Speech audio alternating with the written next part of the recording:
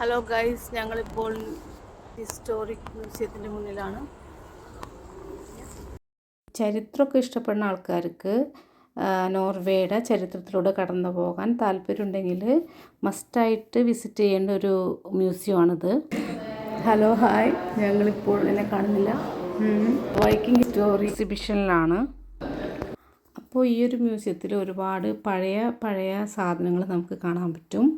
അതായത് നോർവേയിൽ പുരാതന കാലം മുതൽ ഓരോ കാലഘട്ടങ്ങളായിട്ട് ആളുകൾ ഉപയോഗിച്ച് വന്നിരുന്ന ഐറ്റംസൊക്കെ ഇവിടെ ശേഖരിച്ച് വെച്ചിട്ടുണ്ട്. അപ്പോൾ ഞങ്ങൾ കണ്ടത് വൈക്കിങ്സിൻ്റെ എക്സിബിഷനായിരുന്നു. വൈക്കിങ്സ് എന്ന് പറഞ്ഞാൽ നോർവേയുടെ തന്നെ ഏറ്റവും പ്രസിദ്ധമായൊരു കാലഘട്ടം വൈക്കിങ്സിൻ്റേതായിരുന്നു. ആ സമയത്ത് അവരുപയോഗിച്ചിരുന്ന ആഭരണങ്ങൾ, പിന്നെ യുദ്ധത്തിലൊക്കെ പോകുമ്പോൾ ഉപയോഗിച്ചിരുന്ന ഉപകരണങ്ങൾ, വാളുകളൊക്കെ പൊട്ടിപ്പൊടിഞ്ഞ് ഇങ്ങനൊരു സ്ഥിതിയിലൊക്കെ ആയി. മണ്ണിൻ്റെ അടിയിലൊക്കെ കിടന്ന് കുറേ കൊല്ലങ്ങൾ കിടന്നതല്ലേ. അതുപോലെ ഹെൽമെറ്റ്, പിന്നെ ഡ്രസ്സിൽ വെക്കുന്ന കുറച്ച് ഓർണമെൻറ്റ്സ്, പിന്നെ ഇവർ ഒരുപാട് വ്യാപാര ബന്ധത്തിലൊക്കെ ഏർപ്പെട്ടിരുന്നു പല രാജ്യങ്ങളുമായിട്ട്. ആ സമയത്ത് അവർ കൈമാറ്റം ചെയ്തിരുന്ന നാണയങ്ങൾ, പല രാജ്യങ്ങളുടെ നാണയങ്ങൾ നമുക്കിവിടെ കാണാൻ പറ്റും. ഈ വൈക്കിങ്ങുകാർ സമുദ്രയാത്രയ്ക്ക് ഭയങ്കര പേരുകേട്ട ആൾക്കാരായിരുന്നു. അപ്പോൾ അവർ അന്നത്തെ കാലത്ത് തന്നെ അടിപൊളി കപ്പലുകളൊക്കെ നിർമ്മിച്ചിട്ട് പല രാജ്യങ്ങളിലൊക്കെ എത്തിപ്പെട്ടിരുന്നു. അവിടെ ബിസിനസ് ചെയ്തിരുന്നു, കൊള്ളയടിക്കുകയും ചെയ്തിട്ടുണ്ട്.